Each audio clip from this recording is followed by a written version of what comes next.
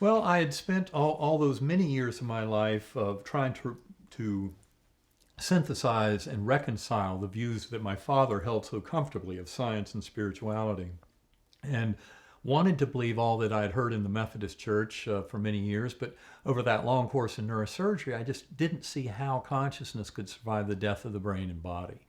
And that's why this was such a gift. And there are certain assumptions about conventional science, materialist science, and what it says about, an afterlife and consciousness.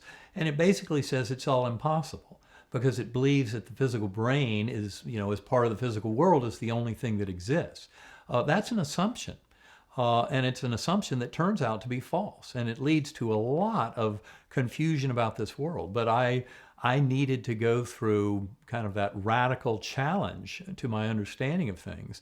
And that's what happened. I spent, as you mentioned, from the year 2000 on, I had kind of a dark night of the soul.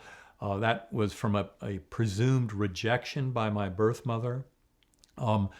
And I would say I spent those 8 years from 2000 until my coma in 2008 as a kind of a militant agnostic. I gave up on any belief in prayer, stopped taking my sons to church, really gave up on the concept of a loving personal God or the power of prayer until my coma journey. And that completely flipped all that around forever. But I think I needed those 8 years of kind of open-minded skepticism, curiosity, active agnosticism to help lead me into kind of the deep lessons of my NDE.